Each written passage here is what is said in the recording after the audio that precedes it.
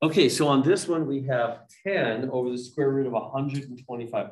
That's a big number in the denominator. So now let me give you a tip to make life a little easier on these. These will get a little messy. So basically, here's the deal.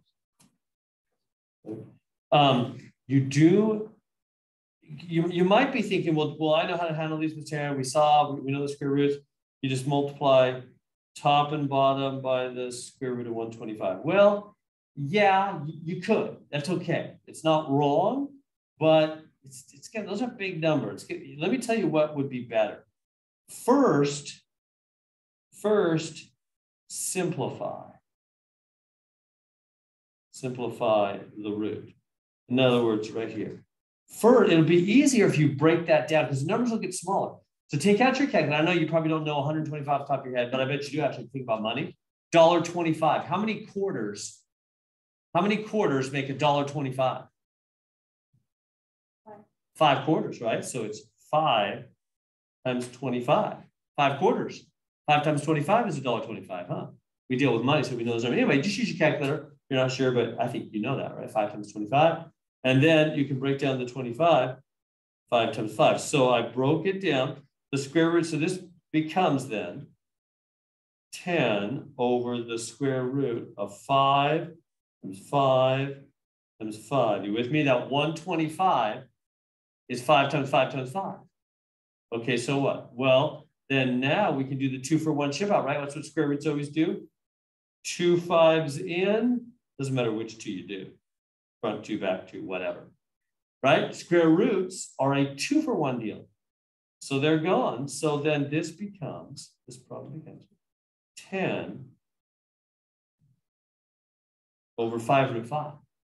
You see what I've done? I've simplified. Those are easier numbers, aren't they? Instead of that big old 125.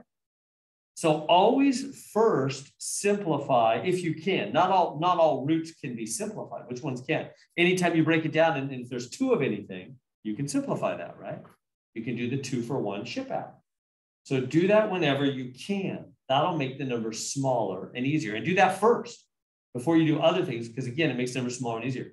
Now, do you see what else we can do here to make life easy on this one? 5 and 10, 2 times. Why is that okay? Because they're both outsiders. Remember, outsiders can interact with that. I couldn't do the 5 inside. No, he's in prison. He's in a different world. He's going to interact with other insiders. But outsiders interact with outsiders. So what does that leave us? 2 on the top, square root of 5 on the bottom. Now, can we leave our answer that way? No, we can't ever leave a root in the bottom, can we? We can't ever leave a root in the bottom. So what do we do about it? Well, you know, we multiply the top and the bottom by that root, right? That's a fancy 1, isn't it?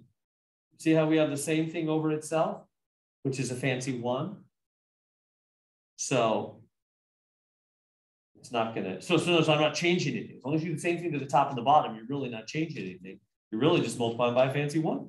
And so what's going to be the result of that?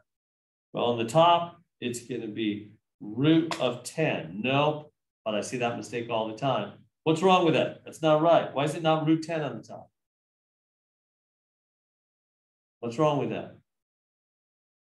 Why is that false? The 2's an outsider. He can't go into the prison and interact. He can't eat the meal with the prisoners, right? That 2's an outsider, not an insider. If that was root of 2 times root of 5, yeah, but the 2 will just stay outside.